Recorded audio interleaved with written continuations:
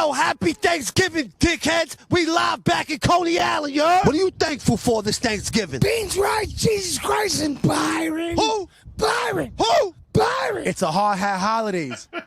Respectfully. What you gotta tell Joe Biden right now? Bring me to the White House, baby. Hey, yo, he's kissing the cop car. Hey, I'm not gonna lie. If I bring a turkey to dinner, just know that I'm menace. Hey, yo, this time I'm gonna pull up to your mom's house on Thanksgiving, you heard? Bing bong. Hey, we gonna get it right. We gonna get it right. And Coney Island's what we do for Thanksgiving. Chopped cheese in Arizona, you heard? Pete Davidson, fuck your life. Bing bong. Hey, yo, Kim K, instead of Staten Island, slide over to Coney.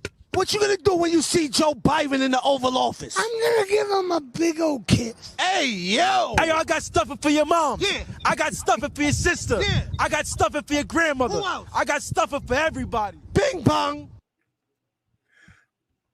Bing bong. Welcome to Brothers and Bruce. How you doing, Doc? I'm great, man. And I would like to say that does not represent all New Yorkers. It represents some, though. Don't front. For sure. But that's fun. Why not? it was fun. It was a good movie. It's fun, man. So It's good to see people having fun, but I'm having fun too over here with this say bro. What do you say, bro? God, I just put it all together, Doug. What do you say, bro? Yeah. It's Sabro hops from our friends at Vintage Brewing Company. Nice. And it is a extremely hopped Sabro hazy IPA. It's fantastic. Sabro brings, I always forget what Sabro brings. I just like it. But Sabro brings fruitiness. A little bit, this is a Sabro hop is an American hop. It's an experimental hop out of New Mexico. And if I remember correctly, they didn't even know that they were making it, and it just popped up. And the rest is history. So I'm really enjoying this. That's a happy accident there. There you go. Bing bong. Oh, man. Well, I'm glad you're enjoying that. I tagged you in this particular one on Twitter because I didn't know if you or Chris Strodner, the Wisconsin Beer Baron, had it. You hadn't. Mm-hmm. This is a collaboration lager. Terrible lighting. Sorry, folks. This is a collaboration between Langenkugels and Hofbrau München. I'm probably mispronouncing both of those. But it's a lager, big, like 5% ABV, really low ABV. But I have to say, I had this yesterday, and I already know this is an excellent lager. I didn't know what to expect having it be I also tagged Jeff Tepper, and he was like, I'm surprised that Hopper Munchen was willing to do a collaboration, because usually the German folks about their beer are very strict about who and what they allow doing stuff. Yeah, Munich. So anyway, obviously he's got a really heavy head pour, because you do. But this is very crisp, very, really good lager, super drinkable. Yeah. Lawnmower, shower beer, all that stuff. This is one of those like versatile beers that you could have any time of year. Like really, really just really excellent lager. It's something like Jeff and I were both in the Cicerone class, and just learning, like really going in depth on the kind of classic styles, the classic German styles, really made me excited to actually try them, because I'm always, I want all these stouts with all these adjuncts and all that stuff. But sometimes just a good solid lager, a good solid Pilsner really just hits the spot. And this one definitely does. Yeah. I'm pretty sure they don't. You would probably be correct, Jeff. I don't know if that. Yeah, does that Shandy line up with all that? I mean, that's the one that pays the bills over there. So, yeah. But no disrespect to Line Googles, man. They do some good things, and they at least attempt to try to remain innovative and crafty. So yes, they are owned by Big Beer, but if that's your thing, that's your thing. I don't care. I mean, it's Black Friday, man, and today is Goose Island Day. So I mean, people still drink Big Beer. They love it, and I have no problems with it. Yeah, I had one friend was able to get like 2 of each variant. That was not a cheap purchase, but like I've always liked the Bourbon County stouts. That's their big thing. But what was the? Did he say the price? pardon? Did he say the price? You said it wasn't. It wasn't No, cheap. she Or showed she, like I'm sorry. Yeah, she showed the card of like this one's $20, this one's 14, this one's 23, a bottle For one bottle. for one 12-ounce bottle. Oh, and she okay. bought 2 of each. But that's her favorite beer. Bar none. So hey, if you have the funds and you want to spend all that money on that, hey, go for it. Awesome. And if that's your thing, go. You go. You go. I'm not. There's so many things I'm against it as far as that goes, especially standing in line for beer. It's just not. It's just not something I want to do at this. I did that once. Especially with the COVID. I'm not trying to be around anybody. But again, if that's your thing, you go. No disrespect here, and no, like she said here, to each his own. No negativity at all. Not even a scintilla, dog. And I didn't think I was going to use that word scintilla tonight. But last week we were talking about nails for a half an hour, so I didn't think that was going to happen either. No. So That's the beauty of our show, my man. And speaking of that, without further ado, we're going to bring in our guest. He's his name is Brent Almond. We met him at Dad 2.0 more than numerous times. Mm-hmm. He's a creative mofo. He's a blogger. He's an awesome dad from my point of view and my perspective. Mm-hmm. And without further ado, do you have anything nice to say about Brent before we get on? I mean, where can I? There's like an endless list I could pick from. You know, the guy. Yeah, he's the moderator of our dad bloggers group too. He's one of them. He's also does I believe it's called Lunchbox Notes, where he does little notes for his son and his lunches with superhero things, which are awesome. Yeah, that's where I first got in with the knowing him. Yeah, got in with the Brent there with that one because that really as a homeschooler, my kids never leave the house, so I don't have that. You know, even if you want them to, never fucking left. Oh my god, and they're still here. Anyway, but I still could have made notes though, so that's no excuse. But at the same time, though, I love that sentiment because again, we went to school, we know how it is to open up that lunchbox, and it'd just be cool to see stuff. So, without further ado, I like to give our guests a little bit of time so they know they're getting on. What's up, Brent? Hey, Brent. Right, I'm sure we missed out a whole bunch about what you do, so we'll eventually get into that. But it all started with us. It all, like Doug said, it started with the lunchbox notes. Is that still a thing? Are you guys still doing that? I am. Nobody's really liking them anymore, but no, I still do them. Yeah, my son joked that he said he wants me to do them until he gets to college. Yeah, he started 6th grade this year, and I'm still doing them. Yeah. Wow. Excellent. And, excellent. Yeah, I started when he was in preschool. So. Yeah, that's cool. Doug? That's just the super creative part of that is like I really envy that because it's like it's not only it's creative, it's a daily practice, right? Like it's getting just okay, what am I going to do today? Yeah, I mean, there's definitely days where I don't feel like doing it, and now I'm like if I don't have time to do it because of work or whatever, I give myself a little bit of slack, but but now it's fun now because like when I first started doing it, it was kind of a way to educate him on superheroes and all the characters he was seeing on TV and cartoons and everything, and now that he's older, like I can do like, I just did Muncher from the new Ghostbusters movie.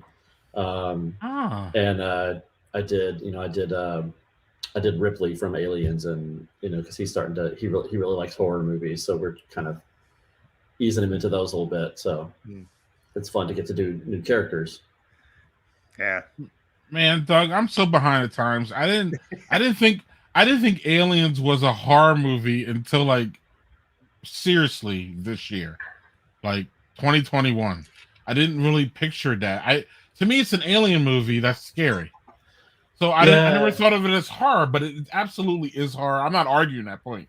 I'm just saying I never looked at it that way. Well, we felt it was a good intro because it wasn't like guys murdering scantily clad women. It was aliens and like more removed from reality. So it still had the gore and the violence that he loves and the action, but some people don't. Right. See, some people don't agree. Right. And I think that's why I came late to the whole, it's a horror thing. But it absolutely, sorry, JG, I believe it's a horror thing. I've jumped that shit. He was saying in the classic sense, and that the thing is that's not a single genre movie.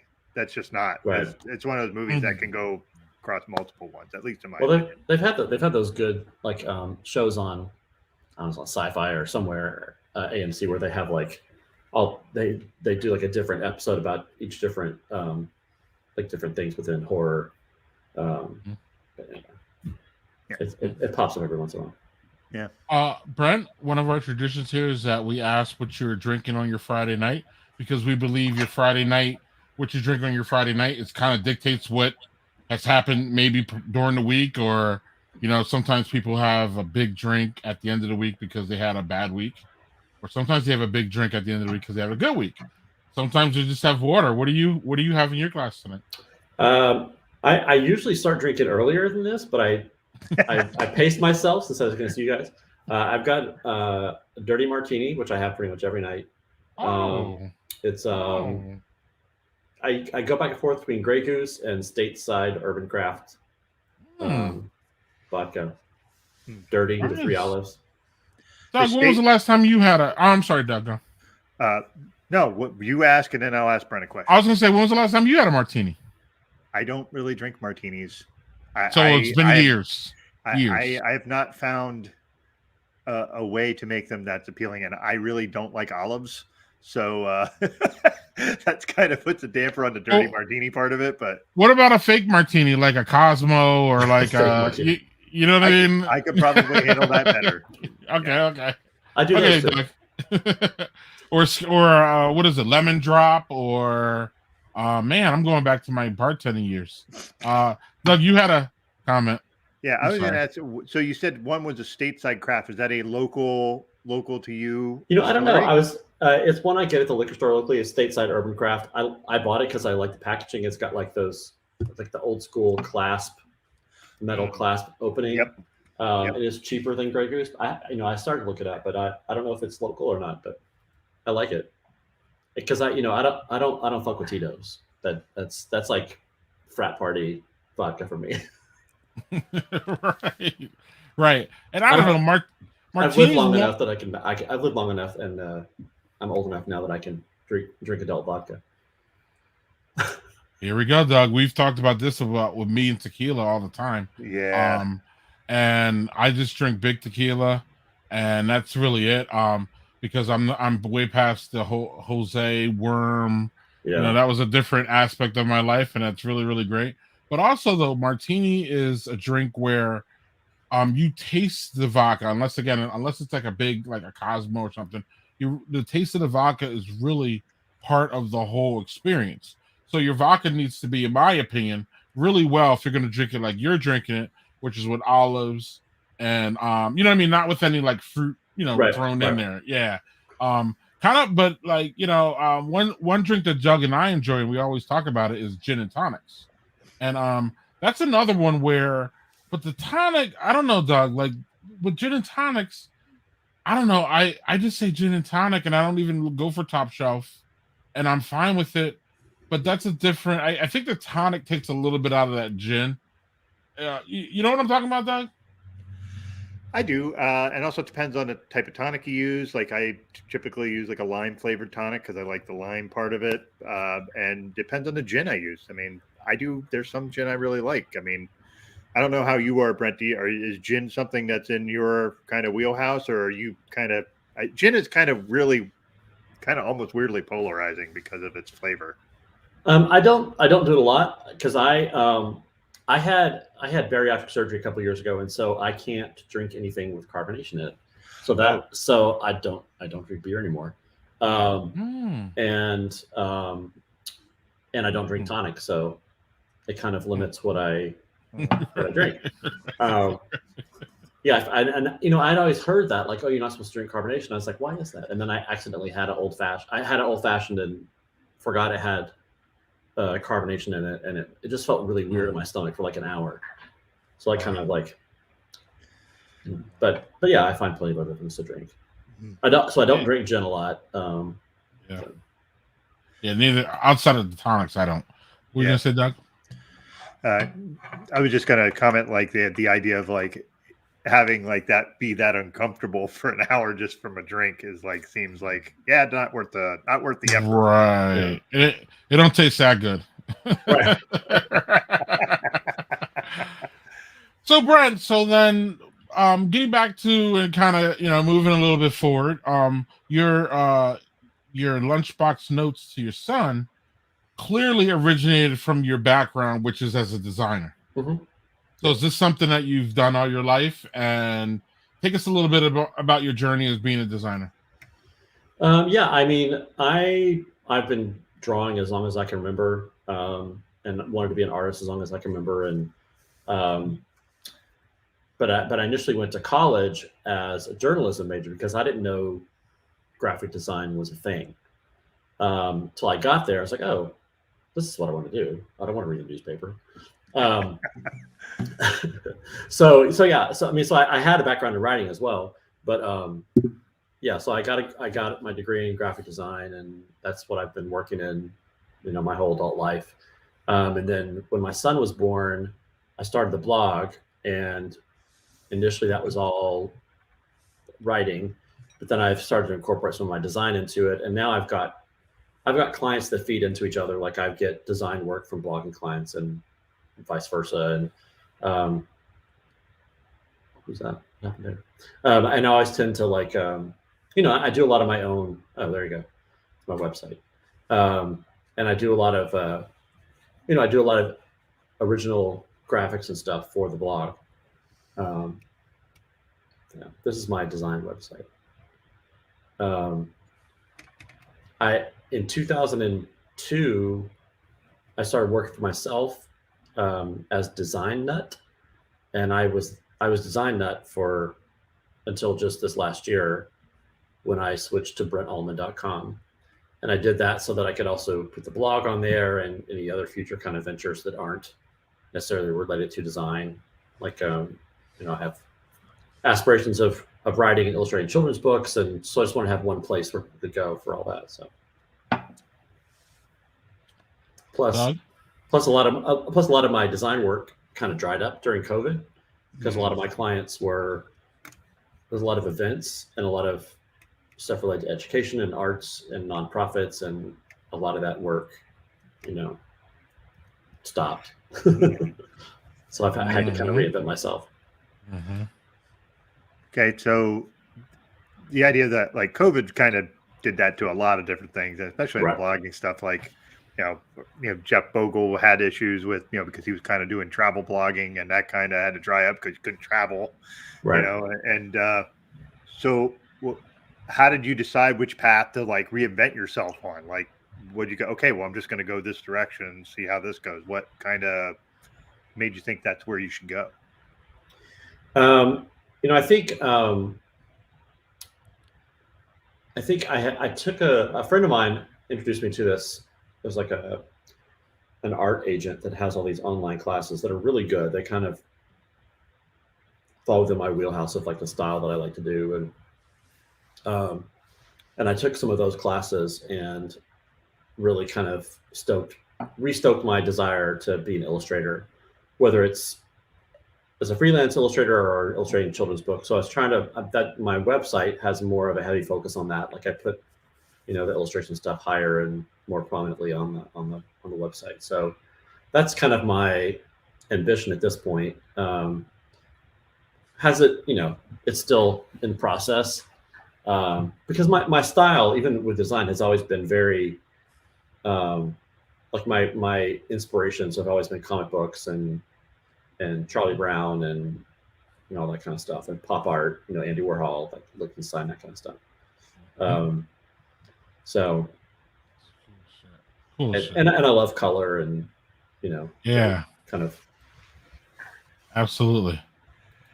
Really cool. I love like you had something else, but I love the creativity because I'm not that creative guy. I'm more of a, I don't know what the opposite of creative is, but I'm just not uncreative. Yeah, there we go. Right. I was gonna say that. Right. And that isn't responsible. Mature. Our friend, one of our friends told me that it's just that I'm creative in a different way. I'm not creative artsy wise.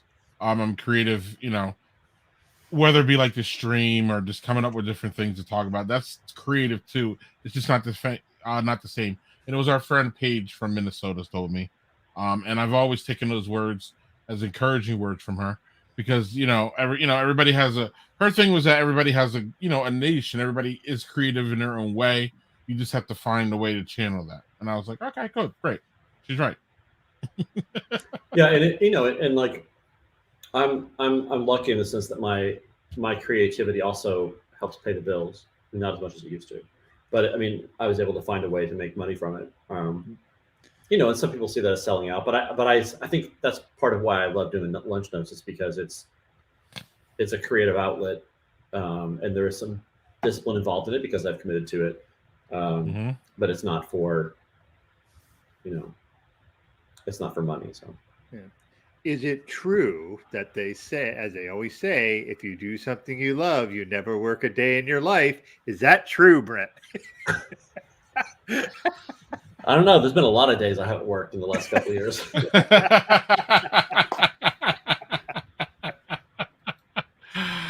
And I love drinking. So yeah, that helps. Yes. That's one of those phrases. That's one of those phrases that I always found to be like, even if you're doing something you love, you're still working. Like there are days when you're going to be like, yeah, I love that, but today, just not today. Like I just always thought that was a little ridiculous. But it's interesting because there are, I've always been the kind of person that like my for a long time, my work was my identity. I loved my job. Even when it drove me crazy, that's where I found my identity. But I know there's plenty of people who like they work to make money and pay the bills. And at the end of the day, they're like, I don't want to think about it. I just want to do my own thing. But mine kind of carries over into my, the rest of my life as well.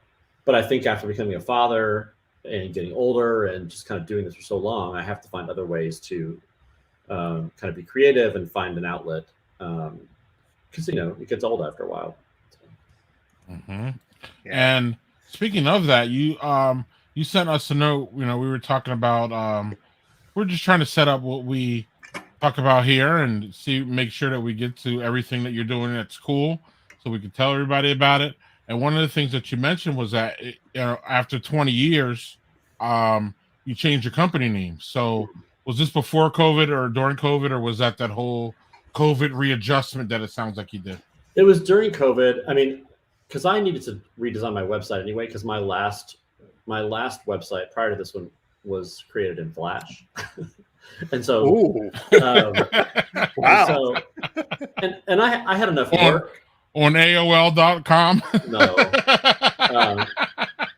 That's how I met my husband. MySpace. I'm sorry. No, I met my husband on AOL. Okay. Yeah. I mean, it was a great website, but it was in Flash, and so that kind of, it's like the dodo bird became extinct. And I had enough work going on, and then I also was focusing more on the blog and more on parenting, and so I just never had the time or the reason to update it. But it got to the point where it was kind of ridiculous, and so I kind of took the opportunity to redesign the website and rebrand and kind of pull everything together. And I love doing that kind of stuff. I love like kind of organizing all my stuff, and I enjoy marketing myself. I just needed to take time to do it, and COVID, kind of gave me the opportunity to do that. So. Well, I also wanted to ask a bit about, since you were talking about blogging and all the stuff that, basically early on you were doing it as a father, you were doing, talking about that. And We've talked to a few folks on here, and one of them is like, I barely write anything for blogging because my kids are teens. Right. Your son's, you said 6th grade. Do you find are you like finding that is more difficult or challenging to write stuff or include that stuff because he's of an age where he's got if he's online at all, that's part of his life too. So how are you managing that, I guess? Right. Yeah. I mean, I'm in that same transition. I think a lot of us, I have so many friends in the dad blogging community who have kids who are about the same age. And we're kind of in the same place where it's like our kids are old enough to, they know how to use the Google and they know how to read. And so do their friends. But yeah. I mean, it's definitely slowed down a lot in terms of how much I write about him. Mm-hmm. And I think too, because of that, a lot of the stuff I end up writing about when I do write is more kind of general parenting. I think COVID certainly kind of made space for a lot of content, like struggling with parenting kind of stuff without getting too specific. I did write about him recently, but like, cause he won like a most improved player award on the soccer team, but I kind of related that to my own parenting. So I didn't get too much into like his stuff, but just kind of like took that as inspiration to write myself. But yeah, definitely write about him a lot less than I did. So yeah, Doug and I, we've done the stream for how long now, Doug? Like 2.5 years, I think. And we managed Brent as far as talking about personal, but not getting into too much where we're, you know what I mean? So that's what kind of sounds like where that transition that we all have to make at some point as dad bloggers is that, we can really talk specific sometimes, but as they get older and we have these conversations with them, you know what I mean? Like you can still express yourself and, talk about them, but not in such a direct, specific way. And, again, sometimes, it's a really interesting dance that I see dad bloggers do. Yeah. Because I still see too, like, a lot of the really successful parenting bloggers, or influencers or Instagrammers, whatever, they incorporate their kids but they're all young. None of the ones with teenagers are doing that because not just because of the privacy issues, but also because teenagers, it's like they don't have time to be posing for your pictures and getting dressed up in silly outfits and whatever it is that you want to, whatever it is we used them for before. Yeah. So there's definitely a shelf life on that kind of parenting content. And I think now it's definitely more towards just general parenting advice or more about talking about my own struggles, talking about what I'm going through as opposed to, my son and his, whatever he's dealing with, whether it's puberty or whatnot. So. Right. But you're, Doug, I'll give you follow up to this one because I think we're going to need it here. But, but it leads me to, yeah, there is still content that you're doing because you absolutely won an award that I don't know if jealous might be a little bit too hard of a word, but when I heard and I follow let me get this right. I follow the Iris Awards because we have a lot of friends who are up for those awards every year. They are an award show that's put on, for everybody who doesn't know, by the Mom 2.0 crew, I would call them, for lack of a better term. And they are the people who are behind that too, and that's where we all met. But they do let us in on some of the categories, and they have specific dad blog categories. And Brent won an award, and I was really happy when I saw it. When I see all our boys win awards, I love it. Again, I don't know if jealousy is the word. I don't think it's jealousy, but it's more maybe admiration, or more like, yeah, go attaboy. So I don't know if you want to talk about that, because to me, in our community, that's a good thing, and that's something that I don't know if everybody should strive for, but it's a good accomplishment in my personal opinion from what I know about the awards and the people who win them. So I'm definitely giving you a chance to talk about that, because that was during COVID too.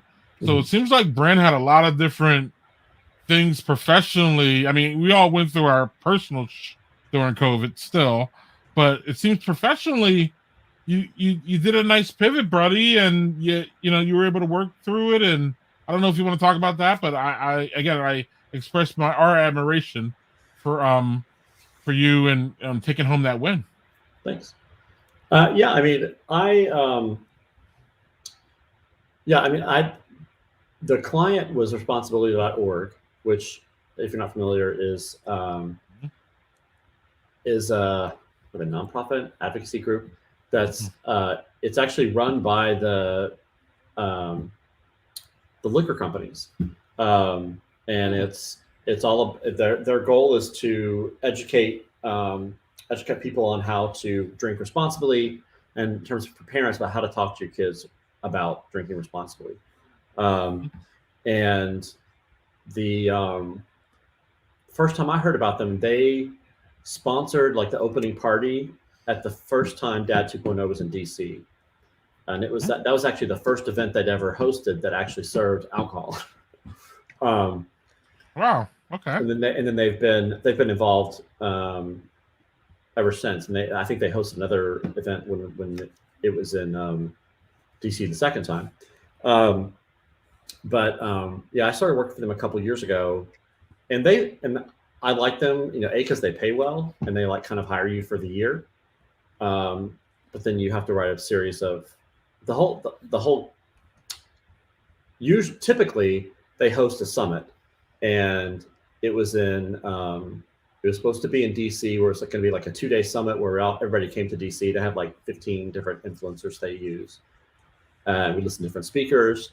And so we got up right. It was supposed to be in March of 2019. Whatever year. Yeah. Whatever year it is. Yeah. And so it was all set in place. And so it got canceled last minute, obviously, because of COVID.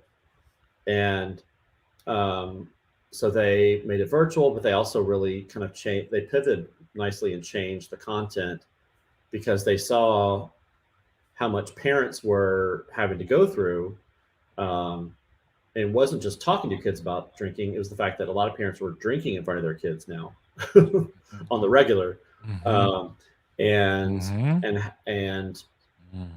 thing they said from the get-go is, if you're going to be part of this campaign, we really want you to refrain from those kind of posts that say, oh my God, I'm drinking to get through the day, or that kind of thing.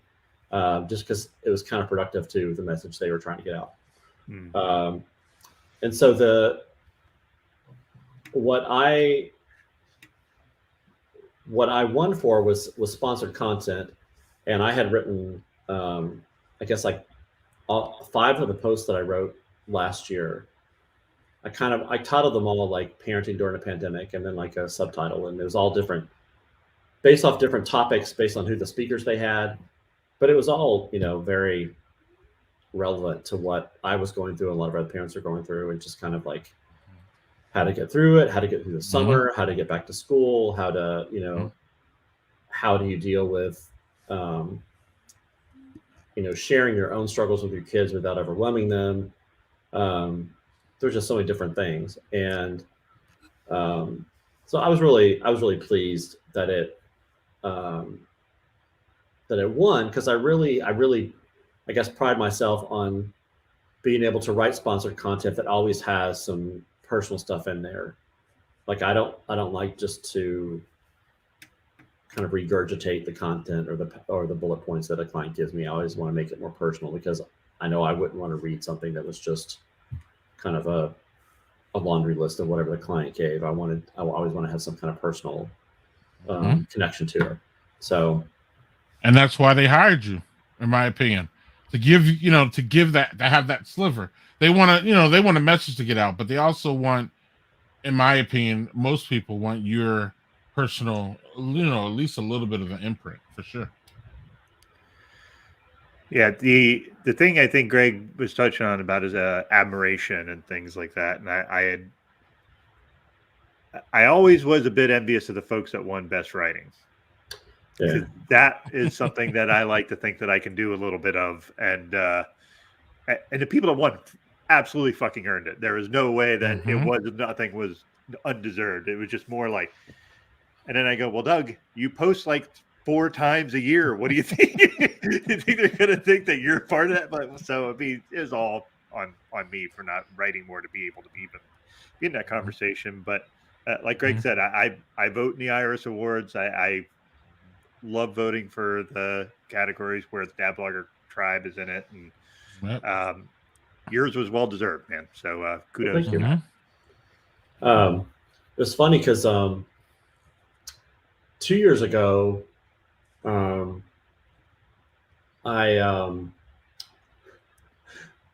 years ago, I was nominated in the same category, along with another a woman who also wrote for another. We both wrote stuff for the same client, but it was different stuff.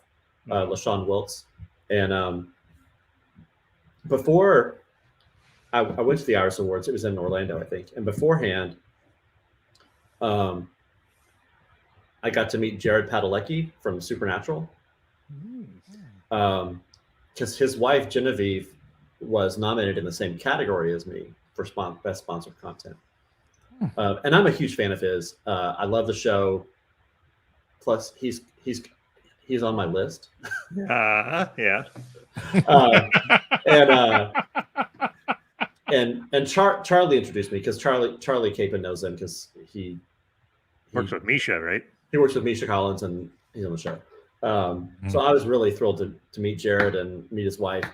But then after the show, after the Iris Awards and me and LaShawn won, I went up to him and was like, "Oh my God, dude, I'm so sorry I beat your wife." No, that sounded really bad. Sounded really bad. That's great. That's amazing. Oh my God. Brent, we would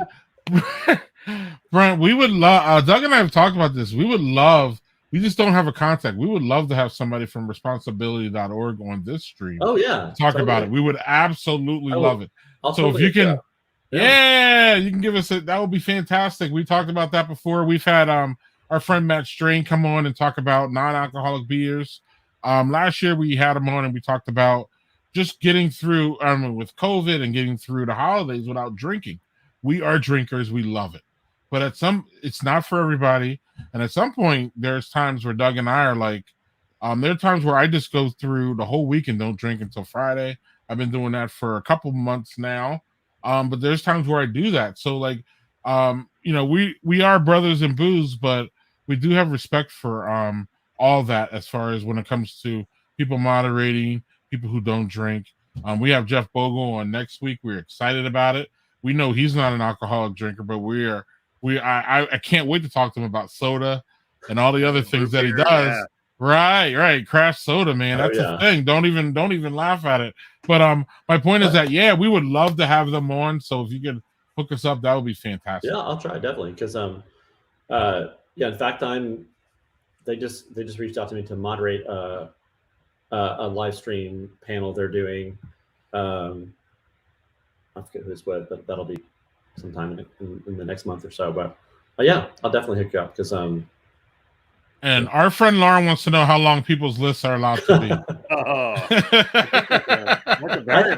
think it was like the episode of Friends or something where like I think it was a list of 5, like it was laminated or something. 5, okay. The episode of Friends, but all right. So you got to drop one to add one, okay? Yeah. If you meet them in person, it's I think there's some wiggle room. I'm supposed to ask you about your Barbershop Quartet experiences. Me? Yeah. No, me. I sing it. No, I don't. I don't. I don't sing in a Barbershop Quartet. I sing with the Gay Men's Chorus of Washington.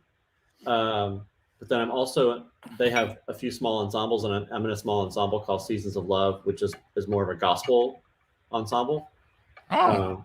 And I'm the manager of that group. That's been keeping me really busy. We just started, like we did virtual rehearsals all through COVID, which is terrible because you can't. I was gonna say you can't sing at the same time. On Zoom, you can't sing at the same time. And so for our concerts, we would have to like record our parts individually and then submit them, and then they'd edit them together. And it was, and especially with a gospel group where you're so much relying on singing off of each other and harmonizing as you go. It's not as strict, Yeah. But we've gotten, we're back in person now. We still have to sing with masks on, but like we got to sing "America the Beautiful" at the Washington football team's game. It was the first Pride night at any NFL game. Because the chorus had done the national anthem at the Nationals games for quite a few years, because there's been a lot of MLB teams that have had Pride nights, but this is the first time an NFL team had one. And you couldn't pick a better NFL team to go in and teach these people. Oh man, you couldn't get a better one. I'm sure we may have been part of an image rehab project, but I don't know. But sure, I feel that, but at the same time, they're the people that need to be talked to. That's just my opinion on that. So if anybody needs a gay night and a gay experience night like that, it is the Washington football team, right, Doug? Yeah. Yep, I agree. At first, we heard we were going to sing "Lift Every Voice," but then I think, which is also referred to as the Black National Anthem, but then I read that was something they're going to start adding after the national anthem in a lot of games. I guess kind of part of rehabbing the overall NFL image. And they need it. They need it. Yeah, they do. But but it was a really cool experience, and the thing we're doing now is we're about to do our holiday show, and my ensemble is doing a medley of 2 Luther Vandross Christmas songs. Wow! And because our director is a great guy, he has a lot of gospel experience, and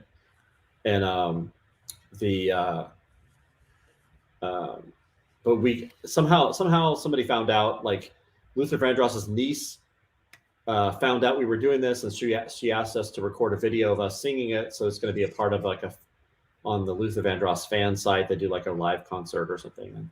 And it's really cool. And I've really enjoyed being the manager, because I kind of use a lot of my parenting skills to kind of keep everybody in line and crack the whip. Yeah, I can be bad daddy. Yeah. That just took a turn. Hashtag. Okay. I think this is going a whole different direction, but our chorus is one of the biggest ones in the country, next to New York and LA and San Francisco. But even being in DC, I think we've struggled a lot with being as needing to be more diverse and being more inclusive and trying to get more of the Black queer community involved. And they've done a much better job of that in recent years, and that's really expressed in our ensemble, which is the most, racially and ethnically diverse ensemble of the chorus, and that makes me really proud to be part of it. That's part of why I want to be part of it, because I wouldn't be part of it. It was just a bunch of white guys singing gospel music. I don't feel like I have the, I feel privileged to be able to be a part of this group. But I wouldn't do it if it's just a bunch of white guys singing gospel. Especially if they're singing the Black National Anthem, that probably wouldn't go over. So, well, I think it's an unofficial title, but it's I think so. anyway, that's really been kind of a emotional lifesaver throughout COVID. Doing the Zoom rehearsals and now getting back in person, and it's been really fun. So excellent, Doug. You have your second, and then I got a question for all of us. Mm-hmm. All right, second one, I think, Brent, is actually, I didn't realize this when I pulled it, but it's from your hood, Duclaw, which is out of Baltimore, so fairly close. So this is a strawberry French toast sour ale. So really, yeah, it's got a bunch of stuff in it. Of course, I'm going to give it a go because why not? I'm down for some French toast with strawberries. So yeah, let's see what we got there real quick. We got a nice little bit of a red tint. Not much. But I want to see the glass. It's like elephants dressed like Santa. That is Delirium. That's Greg actually has one of these coming up, but Delirium is a brewery. Thanks for spoiling it. Yeah. Well, hey, I'm here for you, Greg. Yeah, I see. But yes, it has elephants with Santa. Yes. Oh, somebody posted. Jonathan posted a comment. Parenting skills definitely work well with adults too. It made me think of like whenever I send emails to the group, I always start it with the phrase "Hello, friends," because I don't want to, I try to be inclusive because we have people in the group that identify as trans and non-binary and everything. But whenever I type the word "Hello, friends," I hear DJ Lance's voice from Yo Gabba Gabba. Hello, friends. That's what it's like. Yes, man. Yes, I love that show. I haven't seen that in a decade. I don't think that's a great show. Yeah, Doug, what's going on? All right, so the nose is definitely more strawberry. It does have like that. It's a tart and sour. It's not totally sour. A little more on the tart side, which is definitely more my speed. But the French toast part it has a little bit of a bready taste, but it's not like French toast. So not quite hitting exactly what the name of it is, but pretty decent. I like syrup with my French toast. Did we get that out of that? I was going to say, any syrup in there? Right. Yeah, get my maple syrup out. No. I mean, are you tasting any maple? No. Not at all. No. It's just like I said. It's like a sour strawberry ale with just a hint of bready flavor. That's what I get. All right. Well, it would be we couldn't go on this stream without mentioning what today is. Some people who watch this stream don't watch us on the live. Brent, some of them watch us on Wednesday or Tuesday. I can even see it on the numbers that there are people who watch this Sunday. So, but we couldn't pass this time out without mentioning what today is. And Lauren says that I forgot today was Friday. Jeff says it was Saturday. I agree with all that because I was getting ready for the stream and I'm like, it's Saturday. What the hell am I doing? Like, and it's not Saturday, it's Friday. It's Black Friday, to be specific. And it's the day after Thanksgiving, which I understand the proximity, and I understand after Thanksgiving, everybody immediately moves into Christmas. So then that's why we have Black Friday after Thanksgiving. But, like, other than that, it makes, excuse my language, and I'll never say this, it makes no fucking sense. Because you have the day that we're supposed to be giving thanks and gratitude and gratefulness. Then you have today, which is excessive, which is selfish, in my opinion, which is fucking annoying. And I don't know. Black Friday, it just never really connected with me. Ever. I don't know. It's just not a day that I look forward to. I actually look forward to Thanksgiving sometimes, besides the imperialistic way that we got to Thanksgiving and all that.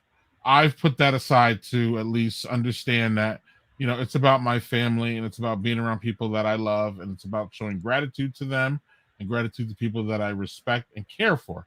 So I've taken Thanksgiving and made it my own. I don't know what to do with fucking Black Friday. Does anybody have any suggestions on the panel here? Well, I've never gone out shopping on Black Friday until today. Oh, but wow. Okay, let's hear it. But not.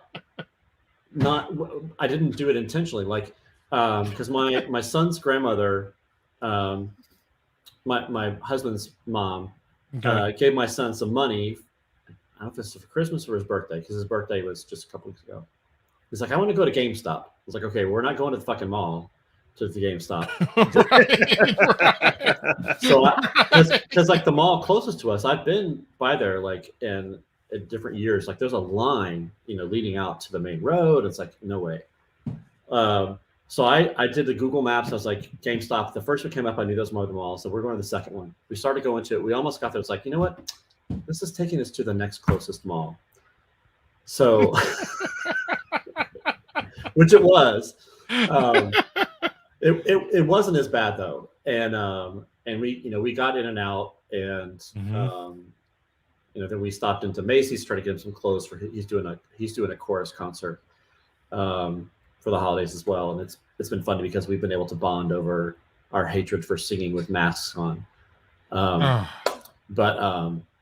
So we got to a point where he was a little bit losing his shit when we were trying to try on clothes and we had to leave. But it wasn't a terrible experience. I think because this particular mall is near a freeway and has a much better parking situation. So it wasn't terrible, but can you help me with accepting Black Friday, or just say to hell with it and never accept it? Well, it's funny because he did ask me while we were walking around. It's like, why did they call it Black Friday?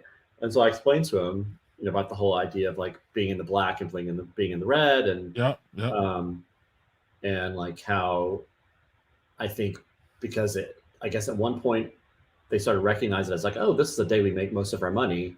Then they just kind of piled on and kind of made it a whole thing. But yeah, so yeah, that's all I got. And we survived. Right. Doug, do you have anything for me? Anything? It doesn't sound like Brent has anything for me. And I just, I don't want to be negative on any day, really. But it's just, today I struggle. Yeah, it's the whole capitalism run amok day. That's the tough part for me. The only thing I could suggest, which I've seen people do on social media, is, hey, start hitting up your like Etsy stores and like your smaller folks that are doing shit for themselves, and well, there is a day for them, because like it's tomorrow, Black Friday, I think Small Business Saturday, and then it's like Cyber Monday, and then it's like, I don't know, Giving Tuesday, and then Regret Wednesday, and correct, right? No, I feel you. And I don't know, I just didn't do anything today. I just stay at home. That's usually what I do. And then like Small Business Saturday that's a different beast, and that's kind of like when I try to spend some money for sure. But I'm not trying to. No, I'm not trying. No, because they even started before Friday now. They start using the phrase Black Friday days before Thursday, days before Thanksgiving. Yeah. Right. Where did all my money go Wednesday? Right. There we go. Right. And God, Wednesday. So like, and there was this thing too, right before COVID, we remember this, where they were like, where Brent just said it, like they were pushing Black Friday into Thanksgiving. Yep. So now, if y'all notice, I don't think any of them did it this year. And I think the reason is because I'm pretty sure the reason is that because they can barely staff their places now during a non-holiday, let alone a holiday. So none of these places are up to full speed because people aren't working. It's not people are lazy, because that's a false flag bullshit. I'm here to tell you. And people don't want to work or people are lazy. No, it's that people don't feel safe, and they pretty much got rid of their second job. And a lot of those second jobs were fueling, in my opinion, a lot of these retail places. So people are like, I don't feel safe. You're not paying me. I'm not getting any benefits. So no, I'm not going to take your second job. So then that leads a lot of these places, whether it be fast food places or retail places, not as staffed as much. So they couldn't force people, in my opinion, to work on Thanksgiving this year like they did before COVID. So that don't let them like say, oh well, we stopped that practice because we're better people. No, you're not better people. You just know that you can't staff those days anymore because people aren't there as much as they used to be. And we lost how many people during COVID too? And a lot of those people worked a lot of these jobs. So yeah, I'm off my little stump about that. But they're going to be pushing that as soon as they can again, in my opinion, pushing it into like Thanksgiving when it should just be Thanksgiving. People should be off and people should be paid for that shit. And that's it. Like that's how it should be. But instead it's not. And I don't know if y'all want to comment on my little rant, but I'm just really tired of this whole like people are lazy so they're not working crap. And no, maybe people are like, no, I don't need, COVID taught a lot of people that they don't need that second job where they're underappreciated, underpaid, and overworked. One of my friends, one of my son's best friend's mom works at Container Store, and she was talking about how I was talking about how we always go there every year for like stocking stuffers and wrapping paper and stuff, and she was saying that inventory was really down this year. Like she has all these people coming in, they come there every year and they don't have certain things that they've always had because like the driver shortage and supply lines, supply chain, all that stuff. All that stuff. Yeah. So it's they're losing money. They're also not able to give people as many hours, and she's willing to work more, but they just don't have hours for it. So it's so wild the ways that it affects things. Yep. Doug? Yeah, it is. The COVID has shown you just how fragile our supply chain is, and just how this thing has caught. And because the people that got affected by COVID the most were the elderly and the people who were front-facing workers. I mean, all of those folks were at risk. We lost, I think, 750,000 people to COVID, and yeah, you're going to have gaps in your supply chain because a lot of those people were people working in jobs, delivering, stocking, doing all that stuff. Right. And if you're not going to pay the people what they should get paid to have a quote unquote livable wage, that people are going to be like, that's not worth my. And it's not that I really don't believe people are like, well, I'm just going to stay home because I can collect a whole bunch of. I think they'd rather not be in the house. But if you're going to go to a job where you don't feel like you're safe, and they're underpaying you, and they're not giving you benefits, or they're giving you shitty benefits. Right. I just think we kind of got to a little bit of a stalemate in that, where people are just not willing to do that shit anymore. Well, and COVID, in my opinion, COVID showed those people that some of these people that they don't need those jobs. Meaning your job was cut from under you, and you're still here, and your first job still pays you enough to do it. Why do I have to go out another job? You know what I mean? Like, a lot of these, there was some study that showed that a lot of these jobs that people are saying people are too lazy for were their second jobs, or were their, you know what I mean? Like a little, I'm trying to make a little extra money, whether it be for your kids or your vacation. So, or for this, Doug, I'm going to show this graphic here. And so this is Arizona, the Arizona general population. They took a poll on how much people are anticipated spending this year, and I see what the most say 250 to 450, 550, and then you see it goes up and down. So that is y'all can answer personally or just not, but how has COVID changed this? Has COVID changed y'all's budgets? Has COVID changed the way y'all think about holiday spending? And in general, Brent, what do you and the husband do as far as this goes? You have one son. Doug has 18. And I have. Look, if you have 18, I got 10. So, but no, Doug has 4, right, Doug? Yeah. Right, and I have 2 and 1 out of the house. So there's a little bit more I think budgeting and stuff. So, but I'll go to you, Brent. You have one, and you have a husband. What do y'all do as far as on holiday shopping, and how much do y'all spend? Do y'all say, look, we're only spending this much, or? And I think that's. Let me put that up real quick before you jump on again here. I think that is. I think it's total gifts. So I think that is, for your mother and significant others and stuff too. So how do y'all navigate the whole holiday thing and not break your banks? Well, I mean, my husband's a lawyer, and so he makes really good money. He works hard, and he comes from lower middle class Bronx Italian family, and so he's kind of he provides a lot in ways for other members of his family. Like he has some mom in Italy and 5 nieces and nephews, and so I think if anything, we probably spent more in terms of just kind of overcompensating for things that our son and our nieces and nephews aren't getting. Not because they're asking for it. I think it's just more because we can, and it's like,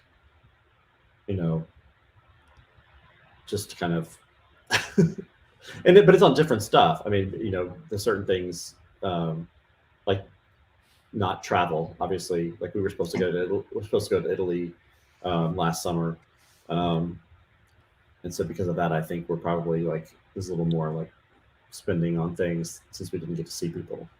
So I think so y'all budget. Is there a number that you stay at, or y'all just say fuck it, we're just gonna buy and then that's it? We don't. I mean, it's okay. We don't budget. Okay. We don't. I guess part is because we don't have to, but also because I think I'm the creative type, so I like to buy all the stuff, and then I'll get to a certain point where it'll be like, oh well, we've got enough now. But he's also this is also the busiest time of the year for my husband, so he's like, can you just take care of everything in terms of shopping? Yeah. So that's me. That's me in this house. Yep. But, yeah. No. I mean, no judgment or anything about budgeting because I don't know if anybody does. That's why I'm asking the question. Right. I'm not sure that people say they do, but I don't know if they do. It almost feels like a wedding type situation, Doug, where people like put a number on it. They're like, look, we're not gonna, they try to make a budget, and then all of a sudden they just like it doesn't even matter. So what do you do, Doug, with 4,000 kids, like I said before? Well, it's interesting. We don't have like a hard cap or like we're only spending this much. It's not really work like that for us. We have an idea of where we kind of want to be, and in years past, some years have been bigger, some years have been smaller. Our kids are all teens, so the asks are much more expensive simply because they're teens and they need other shit like laptops and phones or like whatever. Xboxes, Xboxes, but my 12-year-old just asked for the new Xbox. It's like, oh, there's a new fucking Xbox. Great. Yeah. Well, good luck with that because I managed to like. I love that. He goes, "There's a new one, fucking great." It's like, well, I said, well, we have to get all new games. Like, no, all the old games will work. Okay. Go on, Doug. Yeah, I happened to snap. I was lucky. I found like when they go online and the restocks come on, it's like the online version of the Cabbage Patch Kids attacks back in the day, where it's like it just they restock them and within a minute they're all gone. And I just happened to snag one that's like a Halo edition, limited edition thing, and Halo is my favorite game. But the idea of like budgeting for Christmas is a little challenging for us just because there's different things. Like we have a son in college, we have 3 kids in high school. Like there's a lot of different shit that can be had. But the one thing I will say is that our kids throughout COVID have been really good about like understanding that like the holidays isn't really about getting stuff as much, that they get that, oh, well, yes, I can ask for stuff I might not get, but it's okay because we're hanging out with family and we're doing all that. And I think just because they're a bit older, they kind of get that a little better. which is helpful, but it's still not fun sometimes when you have to figure out, all right, well, what am I getting and what am I not getting? So that's not a fun spot to be. Right. And Brent mentioned something interesting. I'm going to come back to you, Doug, because Brent already kind of answered it. Is that like, so Brent's saying, hey, we were supposed to go to Italy. So instead of going to Italy, it sounded like, and Brent, you can correct me if I'm wrong, but it sounded like, it makes it easier for you in your mind to be like, well, I could spend more then, because we were going to go to Italy and spend, 10, 15 grand or, whatever, 10 grand, 9 grand going to Italy or, 5 grand or whatever. And now we're not spending that. So now I can shift that money. Like, to me, that's kind of how I've looked at it too, Doug, is because, you know me, I would have been on like, if there was no COVID, I would have been on like 4 or 5 trips. The lady would have been on 2 trips. We would have took 3 family trips.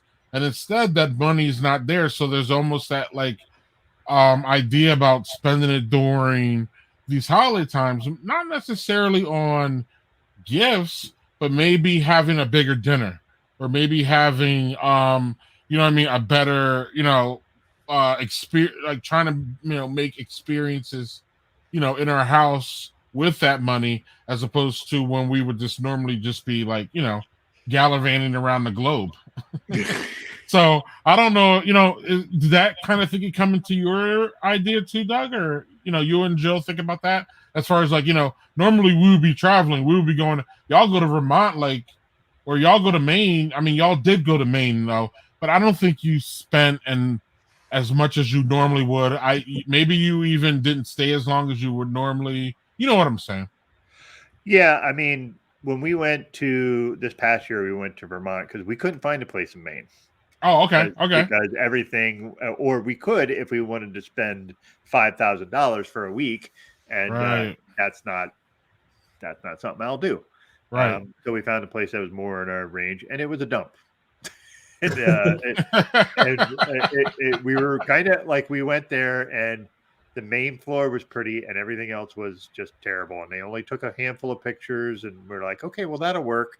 And then we get there, there's no cell reception because it's in a valley.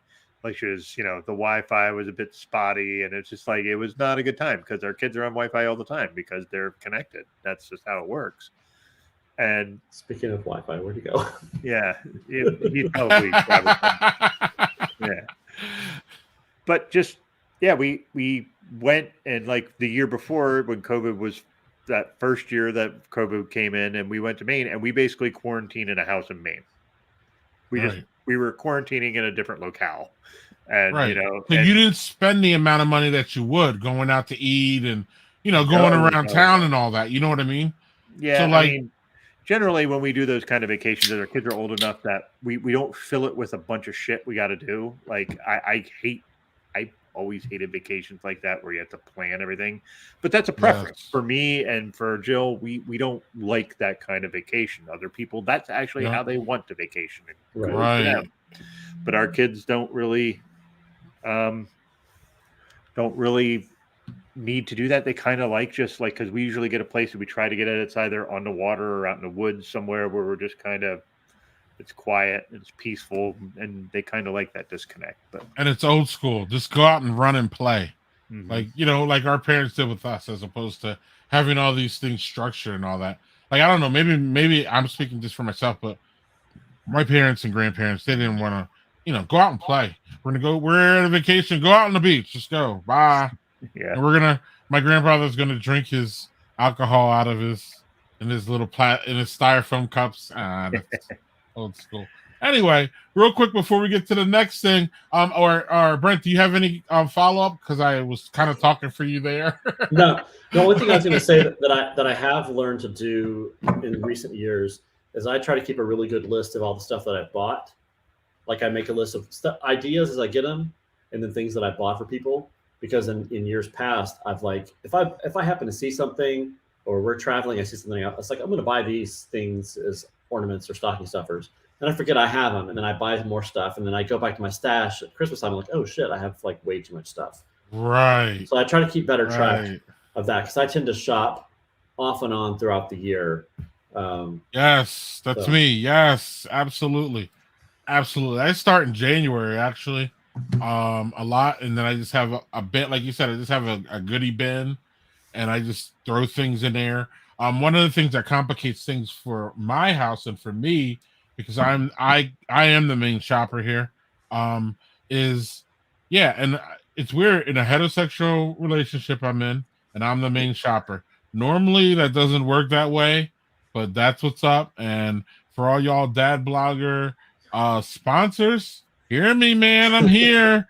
It ain't, we're not a female dominated, I mean, we are, but like, I do a lot of the shopping. But no, what complicates things here is that we have a son who has a birthday the 15th, and we have a son December, and we have a son who has a birthday the 17th of January. So it's 2 birthdays, and then it's the holidays, and then the lady is not a fan of Christmas, Doug. We talked about this. Never been a fan. So a couple years ago, Brent, we shifted to celebrating summer solstice. I'm sorry, winter solstice. And so you could do summer solstice. That would be cool. You'd be flipping the whole holiday. We do, but not. It doesn't pertain to this conversation. Sorry, my bad. But we do winter solstice, and we give earthly gifts. We give gifts that are science-based. We give gifts that are I don't know what the word is, but we do have a gift. We have a gift exchange at our house during winter solstice. We also give a gift to the house. So whether it's everybody gets a gift for the house, it could be anything really. It could be the kids have given napkins to the house, meaning they bought special reusable napkins that we can use all year round, as opposed to paper towels, and stuff like that. So we do it, but that complicates things when the boys have birthdays. So for me, I feel overwhelmed if I have to buy all this stuff, closer to the time. So then that's why I buy throughout the year. It has some pitfalls, but overall it works pretty well. So yeah, y'all got anything to talk about as far as TV shows? Because I have some.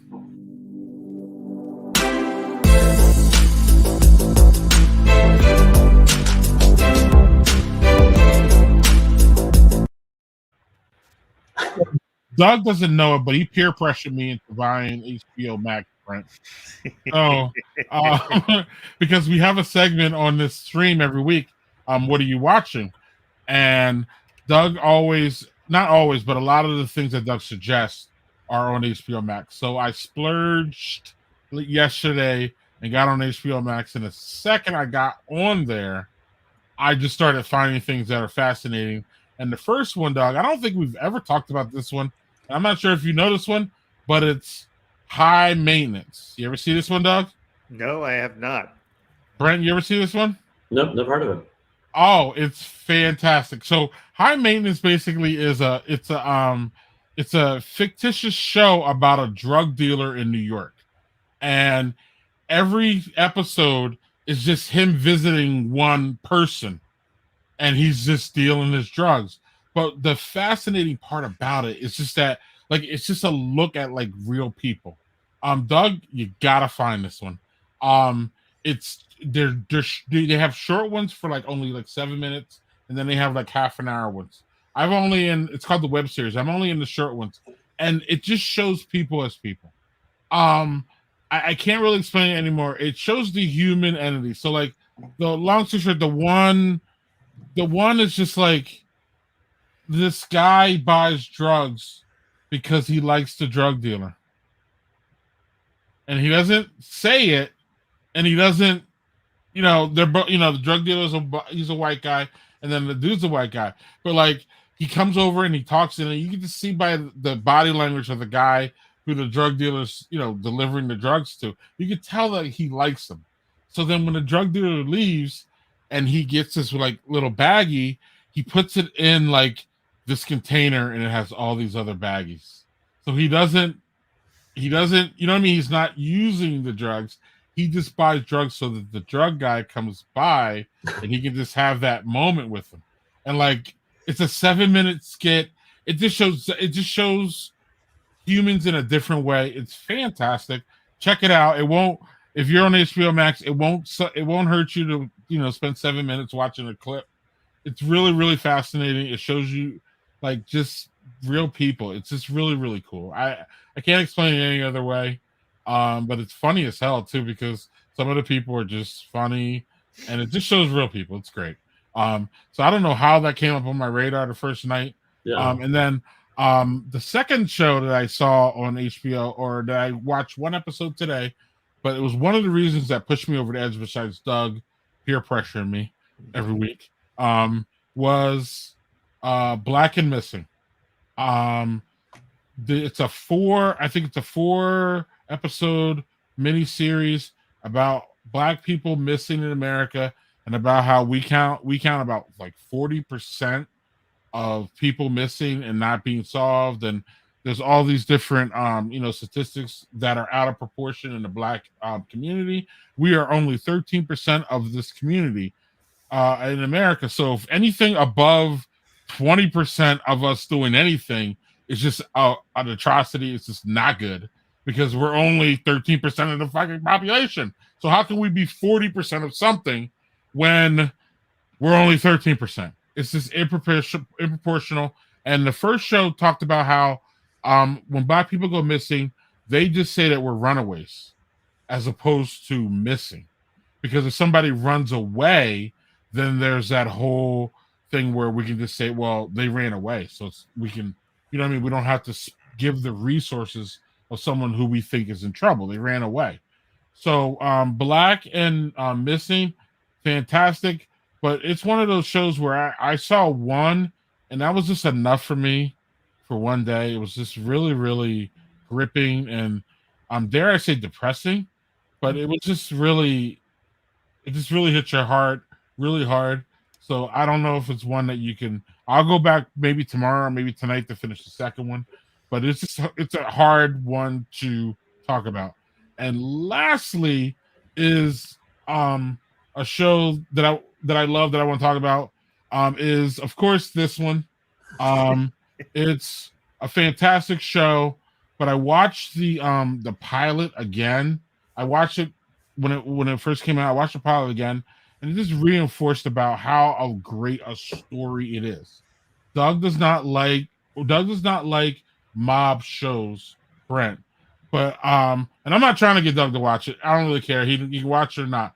But the thing about The Sopranos is that it's a fucking great story. Like the storytelling is, in my opinion, one of the best that I've ever seen.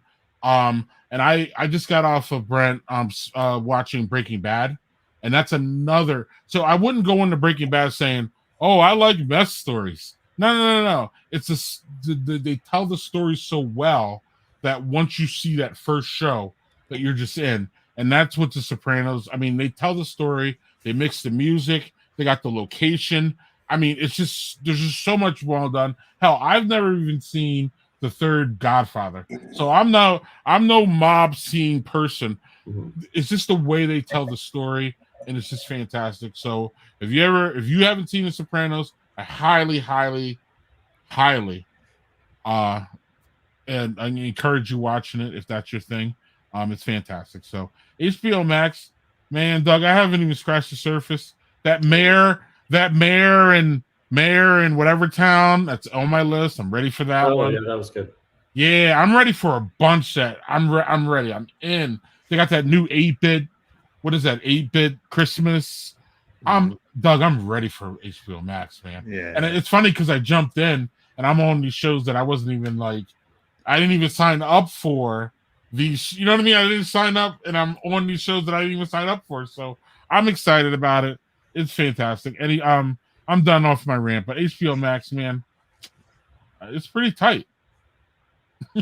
Well, Brent, we'll go to Brent first. I was just say about the Sopranos. I mean, I'm married to an Italian, and he has not historically not been a fan of mob movies, but I'd heard a lot of good things about it because I was much more in tune with like pop culture, so I watched it. I'm like, this is really fucking good. He's gonna like this, and so we watched it. We got into it at the time. Like we had two other couples that were our best friends, and each couple had an Italian in the couple. So we would get together on Sunday nights, cook a big Italian meal, and watch The Sopranos together. It kind of became our tradition. And it was really good. I mean, it definitely had some things that they couldn't relate to. I think there were some things about Tony's mother that were definitely triggering for my husband, just like the whole guilt trip that she would lay on him. And she was something. Yeah, she was something. She was, oh my God. But just the right. You know, but yeah, it was a really good story, and so it kind of has a special place in the history of our relationship. It was like in our lives of like that was during when we watched Sopranos, and yeah, in terms of other shows on HBO Max, or any shows, you don't have to. You don't have to restrict the Max. I'm sorry. I'm sorry. To sponsor of tonight's show. Yeah. Yeah. I wish, man. I wish. And I mainly got because the thing was with HBO, we always say HBO because we were big fans of Sex and the City and 6 Feet Under and Sopranos and all those great shows. When Sopranos ended, we kind of let our HBO. I think like a lot of people let our HBO subscription slide. We picked it back up. When I stopped. Yeah. We picked it back up for Game of Thrones, and kind of died out again. But then one of the things that motivated me to get it is that like because the DC universe became part of that, and I'm a huge DC Comics fan, and so that was the only way I could watch like Titans and Doom Patrol, right? It helps to be high to watch that show. It is so weird. Okay. And, all right. But I also the other show I really love HBO Max is Insecure. Do you know that one? Oh. It's it was created by a black comedian named Issa Rae, and she's about a young black woman in Los Angeles, and it's really funny and it's really well written. Just about her life as a single black woman in her late 20s, early 30s. Yeah, definitely good show. I guess other shows, it's funny how many post-apocalyptic shows have come up, and we think we're going to get tired of it. We still like them all. Like Walking Dead. Well, we're the few people that still watch all the Walking Dead shows, but we are getting to a point where like, please just end. We're so like this. How many more times? Because we watch all 3 series, but like on Apple TV Plus, there's Foundation and Invasion. Well, Foundation is more like sci-fi, but Invasion is like alien invaders, which is really good. We really like Sweet Tooth, which was post-apocalyptic. Yeah, and then we tried to watch. There's that new show. I think it's on HBO or maybe Netflix. I gotta say though, there's got to be a way where we can kind of keep better track. Like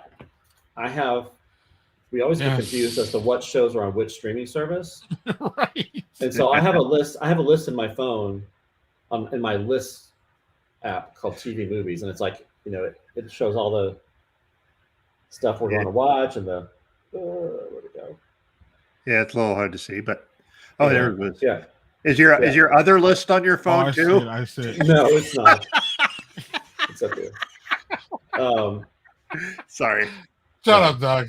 Let the man talk. That's a different episode. A very special episode. There was one show they were kind of touting it as the next Game of Thrones. It was like, it's on Amazon Prime. Yeah, Circle of Life or whatever. Yeah, yes. Wheel of Time. Yeah. We got bored really quick. It was just like, we didn't make the first episode. Yeah. The other one I was excited about that was also lackluster was Cowboy Bebop.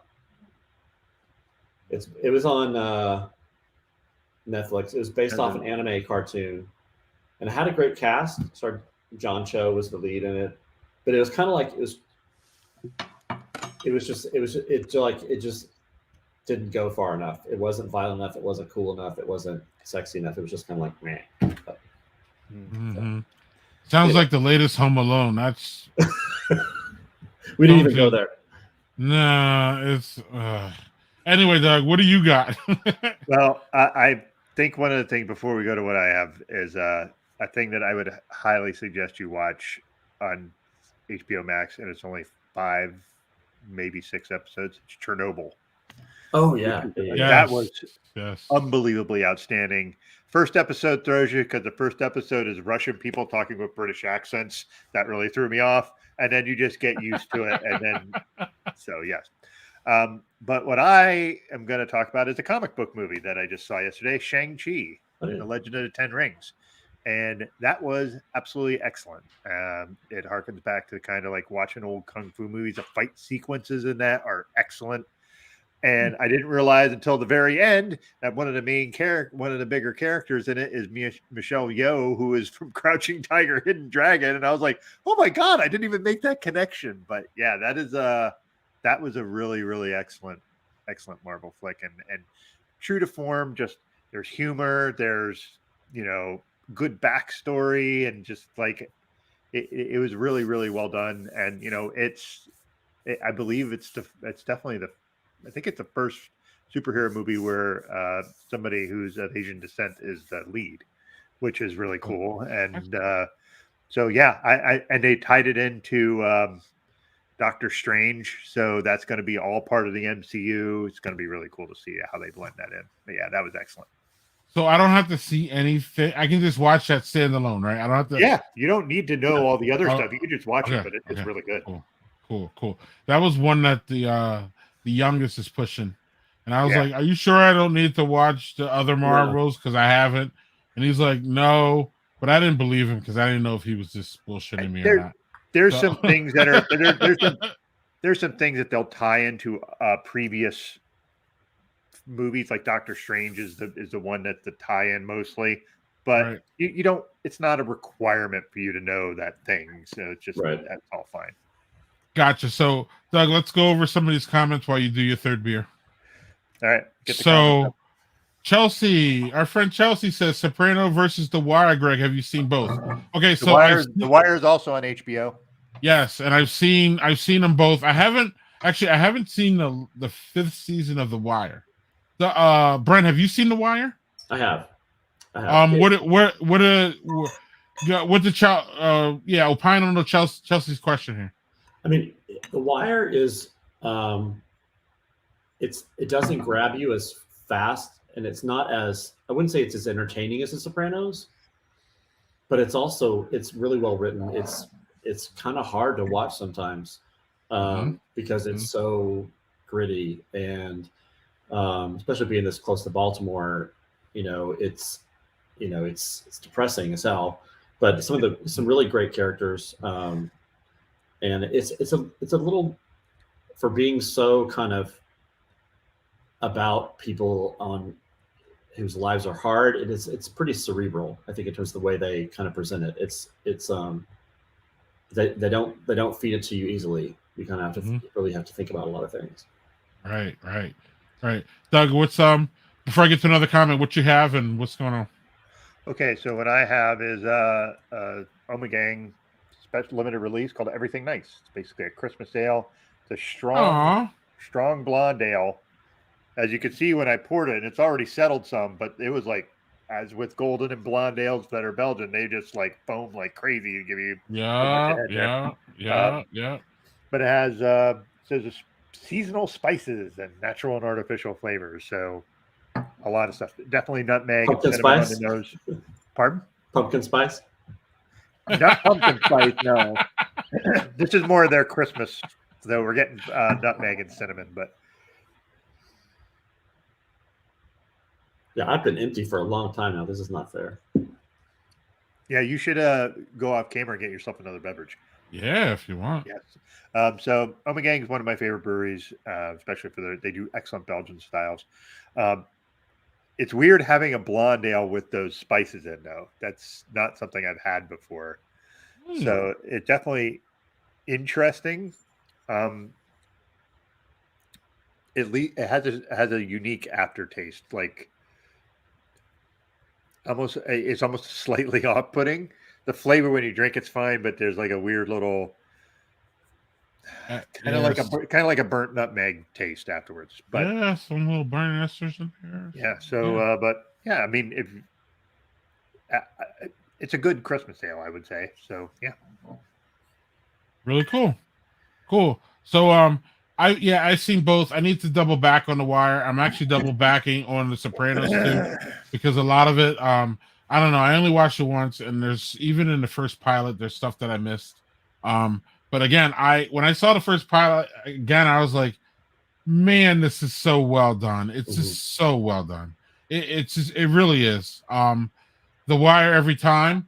I've heard that before, and I understand that sentiment, Manny. I feel you. Lauren, I haven't seen either. Lauren, I think Brent nailed it. Sopranos will grab you from literally minute one. It's just really fascinating. And The Wire is, I don't know. The Wire, you have to think more, Brent.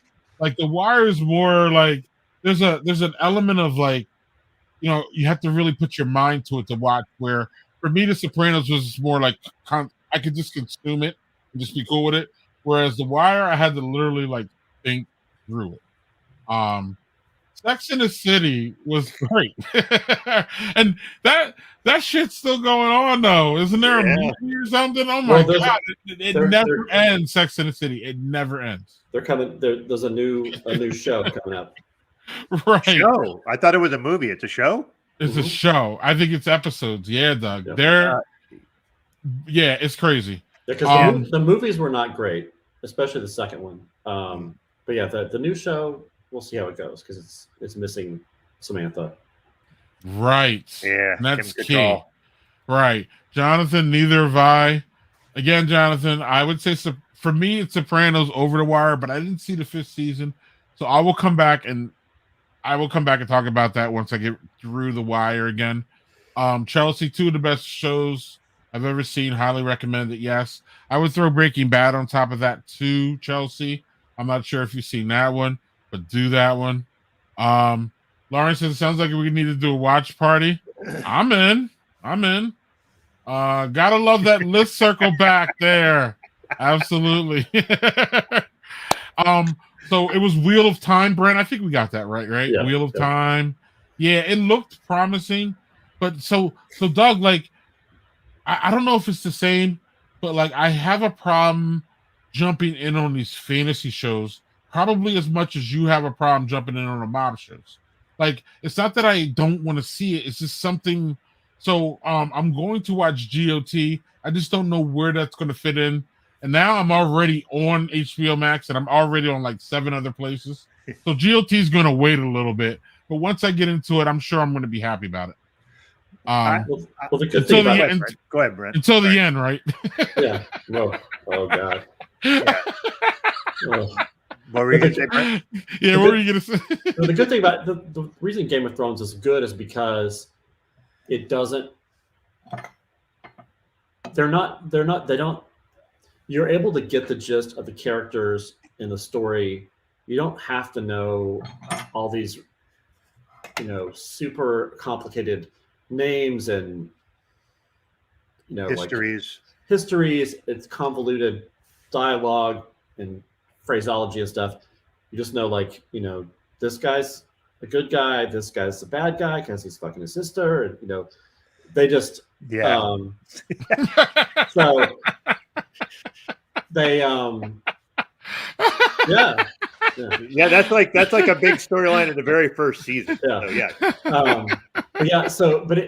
Because it does a good job of kind of like just giving you the gist of everything without relying on so much backstory. Like when I watched the Wheel of Time, and there's other shows like I've seen like that where they just start using all these, naming all these places and listing all these things that like I don't know about and don't care about, and they're not doing anything to make me care about them. So that's kind of. I have another comment about Game of Thrones that where you will see it is technically a fantasy thing. They throw in so much politics into it that are politics we recognize. That's the thing. It's politics in a fantasy realm, but it's shit you can easily see in our world. So I think just that, and just they do a really great job of making certain characters just really like you just get them because you go, oh, I know that character. I know someone like that, or I've seen that in another. Right. It's just really good. Brent, are you interested in seeing House of Dragons when it comes out? I don't know that I've heard about that one. That is the next HBO one where they are doing the Targaryen family back before, like a prequel kind of thing of it. So. Yeah, definitely. If they, if there's if they have some of the same show creators in there. But. I don't know if the same show creators are part of it, but it has very much the look and feel of Game of Thrones from the stuff I've seen. As long as it's not the people who were on the last season of Game of Thrones. I'm sorry, I laugh every time y'all talk about that because it's just fascinating. It just fascinates me. But yeah, go on. Yeah, Jonathan had a question. He asked what Sweet Tooth was. I want to get back to that. Yeah, that's something that has been talked about this show, but you explain it, Brent, because I haven't seen it. Yeah, Sweet Tooth is another show based on a graphic novel. It's post-apocalyptic. Basically, there's this disease that wipes out a whole bunch of people in the world, but at the same time, a bunch of kids are born that are hybrid with animals. And the main character, Sweet Tooth is his nickname. He's a little boy that has deer ears and deer antlers, and in this new world, a lot of people are blaming the birth of these children for wiping out the rest of the world, and so he's been in hiding with his dad for all these years, and the way he kind of gets out of that and starts making his way across the country, and so it's just kind of anything like that. We're kind of, because we've seen so much Walking Dead, everything kind of we kind of look through that lens like, oh, please don't do rehashing with Walking Dead episodes where they like come upon these crazy people and they'll do this and that. So, but it's done a really good job. There's been one season, and it's something that our son could watch with us. I think he really liked it because the kid in it is about his age, and he's a really good actor, and So. Amen.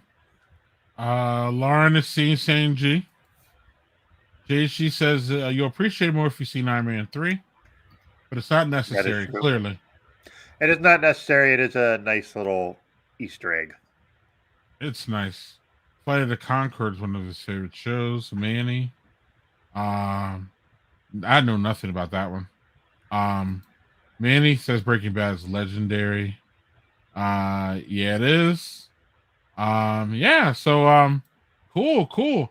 Brent, we've held you long, man. I don't know if you want to, if there's anything that we didn't talk about, or anything you wanted to say, or something that we missed, or anything else you want to talk about. We're not kicking you off. Doug and I, we've gone 2.5 hours, but we don't want to keep you any longer than you want to be. So I don't know if you have anything else you want to talk about or say. I don't think so. I mean, I could go on forever too talking about TV, but oh, we can keep going. I mean, we're not. But I'm thirsty, and my drinks take a long time to make. So yes, as a person who worked in a martini bar, they take a good 5 minutes, Doug, to really make. Well, because you typically, like on the weekends, I'll have like a dirty martini before dinner, and then I'll have a Cosmo after dinner. Cosmo is your dessert, then. I love Cosmos, man. They're good. I don't care if they're so good. I don't drink soda anymore, so that's kind of like my sweet drink. Because I don't like really sweet drinks. I don't like any of that tropical stuff, but every once in a while I'll make a margarita. But that's usually for the summer. And do you switch it up during? So, like, we have our, like Doug had one tonight. We have our Christmas beers, and beer has become, I don't know if you noticed it or not, being on the outside at this point, beer's become very seasonal. whereas the brewers push out a lot of different beers depending on what season is. And Doug and I have a love-hate relationship with this. We love it because we buy into it and we buy all the seasonal beers and we love it, but we don't conform to that whole, like, so Doug drinks stouts. People are like, stouts are for winter, and Doug drinks stouts in summer, spring. I mean, whenever Doug can get his hands on a dragon's milk, he's doing it. Yes, so sir. so do you have that aspect of it, of your drinking, where do you have the seasonal aspect, or do you just do what you do through the whole year? Well, I think certainly certain drinks that taste better or they feel better, like when I'm hot. Like I'd rather drink a margarita when I'm hot, in hot weather, than I would a dirty martini. That's more of like with dinner, or when it's cold when I'm inside. Like when I'm outside, I'll definitely go for a good margarita. My husband, he's definitely a big beer drinker and big bourbon drinker. So I'm familiar with a lot of the seasonal stuff, and I'll occasionally, have some bourbon and Dad too. I had my first Sazerac at a Dad too in New Orleans. Yes, that's one of my favorite drinks too. Yes, that's a good one. That is a good one, and I was really surprised about how good they were, and I really love that. So, Brent, one thing we didn't cover is you're a freelance designer. So, are you a freelance designer, or do you have do you work at a place, or do you have clients? And then how can we get a hold of you if somebody's interested in your services? Because again, you have a unique, in my opinion, it's unique from what I see as far as designing goes these days. Let me put that up there again. Put your website up. Can we just get you on your website, or do you just take jobs like that, or Sure. How does it work? BrentAlmond.com. You can find everything there. I'm a freelancer. I mean, I've worked for myself. I worked at a couple big agencies early on, but then I started working for myself in 2002, and I've been working for myself ever since. I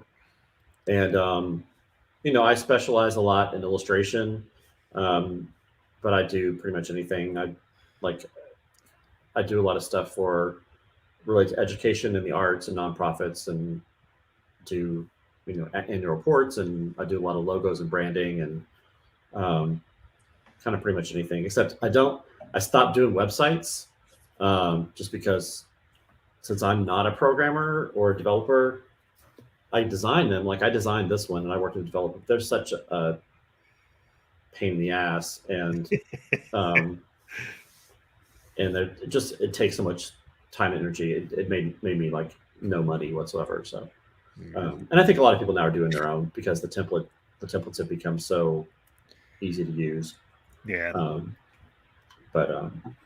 So that's what I do, and I also do writing. You can pay me to do blog stuff too. So I'm still working for responsibility. So BrentAlmond.com is the designer site, and then that Designer Daddy is the blog, right? Right. And you can find the blog through Brent Almond as well. So gotcha. Doug, any last comments for our wonderful guests? Man, just super happy you got to be on the show with us. You're someone I've admired for a long time in the dad blogger community. You're one of the OGs, and that is it's something that when I started writing, and you and several other people were just like, "Hey, man, keep plugging away at it," and that was instrumental in me kind of actually getting my footing there, and I really appreciate it. Thank you for being on and sharing your stuff with us. It's been pretty cool. Thanks for having me. It's been good talking to you guys. I really miss this community. Yeah, much the same, man. Seriously, Felt very. I've stayed connected with some people, but it's hard to. I know we've all had so much shit going on. Hopefully, we can have another dad at some point, and I'll have a drink in person. That would be lovely. Or several. Several, yes. All right, Brent, we're gonna let you go, but You're welcome to join us for a drink in post production after we wrap up things here. But we want to thank you again, and we'll see you hopefully sometime next year. And keep plugging away, buddy. Thank you. Thanks for having me. Cheers. Cheers. Another great guest. We find them great at the Dad 2.0 thing, Doug. Yeah. Even though we haven't been to the Dad 2.0 thing forever. 2 years. Right. Right. 2 years, man. It's been ever, but now it's time.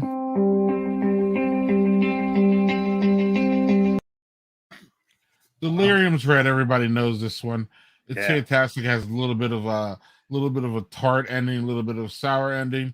But it has that Belgian style going on. It's an easy drinker. It's fun. They're doing these in 4-packs now, or at least that's what I saw. Grab them. It's a great Christmas drink. Great one to drop off on Christmas. Y'all ain't gonna be able to find this unless you live near me. But this is what do you say, bruh? With Sabro hops is one of my favorite hops. It's a hazy IPA. I finished 2 of those. Man, fantastic. What do you got, Doug? What was going on over there? All right, so I'm gonna say, and this is kind of weird, but these two were about the same as far as likability. Different for sure. I probably like this one a little bit more than this, only because this had like this kind of this was the one that had a little bit of an odd aftertaste. So yeah, a little better than the other one. But these were both good. It wasn't that they were bad, just different things that I wasn't super fans of. My favorite one was the lager, the collab lager. That was nice. Yeah, but this is super duper good. And if you can find it, I'm telling you, if you even remotely like lagers, you will not be disappointed by this. Where the fuck did you find that? I found it at my Wegmans in upstate New York, baby. Look at Wegmans. Yeah, excellent. So if I can get it here, you have to be able to find it there. Yeah, I struggle with Liney's because I still think that I still in my head want to believe that they're just like a Wisconsin thing, but clearly they're not. No, especially with the shandy. Yeah, but even that's not an easy to figure out to do a collab with a German brewer on a lager. Like that's a hard thing to pull off, and they pulled it off. Right. And that's why I was saying hats off to them, still crafting and still trying to be innovative, even though they're technically big beer. And you saw, I don't know if you saw, but we did an interview with Dick Lenny Google on Badger Beer, and that dude was fun. Yeah. And he was cool. And he called me Big Daddy Porter, and I like that. So I was like, you remember that. Remember Big Daddy Porter, brah. You're Dick Lenny Google. Remember, he said my name, Doug. So anyway, yeah, ego trip, whatever. Man, that's some shit you should crow from the rooftops. That's cool. Right. Actually, what I need to do is go back and do a video. Rebrand yourself as Big Daddy Porter. That too, but the Big Daddy Kane of beer world. Yeah, that too. But also, I should go and just take a snippet of that video where he says it, and then just put it on a loop, and then make it your ringtone. But he's oh, look at that. Big Daddy Porter is the imperial version of Daddy Porter. Ooh. So yeah, maybe we can get a beer collab going with him. That would be awesome. Because apparently he liked it, but it's not. I mean, we could try, but so Doug, next week we have somebody that you booked, bruh. Yeah. We have Jeff Fogle, and we have Mr. Jeff Fogle. Yeah, I did not get you the headshot. Let's talk about. No, go on. Sorry. No, I was going to say we're going to talk all kinds of stuff. He's travel blogs. He's been traveling a fuck ton lately, which has been great. And he has. Yeah, he went to the Maldives. I don't even know how to pronounce it. He went to Dubai. Right. Like he's been traveling a lot lately. But since COVID. Hey man, he's vaccinated, boosted. He's doing all that. No. I'm just asking though, because again, it's to me, it's less about whether I know Jeff. I know he's going to be safe. It's less about that and like more about like restrictions and shit. And he's able to. He's able to do it. He's able to do it. Wow. So yeah, and also he travels for soccer, which I love. And on top of all that, and then he's got a book that we didn't even talk about. Yep. So man, we're gonna have, hopefully we can get him for 2 hours or something, because we're gonna have a lot to talk about. Yep. He's world traveled, everything. So like he's been through a lot in his personal life too. I don't know if we're gonna touch on that much, but his professional life is just amazing. Mm-hmm. He's just an inspiration, just like Brent, just like Mr. Kinnear, just like all the it seems like it's Dad 2.0 for us a little bit, but partially it's because we're I was almost gonna say tired. That's not, we're tired of being away from them is what it is really. But we're not only are we inspired by them, but like we haven't seen them forever. We normally would have seen them and been able, so we're going through, this is what I wanted to say, we're going through withdrawal, so we're trying to bring them here to the stream. So we have Mr. Jeff Bogle next week. We didn't even talk about his, again, man's got so much going on. Got the magazine. Yeah, you got stanchion. Yeah. Oh man. So we got to talk about how y'all hooked up on that one. We got to, talk about that. So it's going to be fun next week. And we're going to be 1 week away from Black Friday. So that'll be better. That'll be much better. Yeah. Right. But that shit's almost over. So yep. Good on that. Doug, any last comments here? Just another great guest, man. I'm super thankful, if we're going to keep into Thanksgiving mode, that we get to do this show together. I love you, man, and I love having our guests, and I love everybody that love it. And we also have Ariana and Chelsea on the horizon. Yeah. So we're ready. We're gonna end the year with a bang. Yes, and we're gonna start off strong. We already got January almost all booked. Mm-hmm. So y'all need to stick around. We ain't going anywhere. Like we still got to work on Christmas Eve, but I don't feel like doing anything on Christmas Eve. The more I think about it, even though I want to. No, New Year's Eve though, that's a different story because fuck New Year's, and we can get to that too. New Year's is my second. Black Friday is not really a holiday. New Year's is my worst. I just don't like it. I have one worse. I have one worse, and it's Valentine's Day. That's worse for me. That's forced capitalism and forced romance. So is New Year's Day. Same thing. Same thing. Yeah. Same thing. Same thing. Mistletoe and all that other bullshit. Or don't you kiss under it? Oh no, you're supposed to kiss. All right. Sorry. Mistletoe's Christmas, but you're supposed to kiss at midnight on New Year's Eve, dog. And if you don't, then you're not going to get any more kisses if you don't kiss on New. Whatever.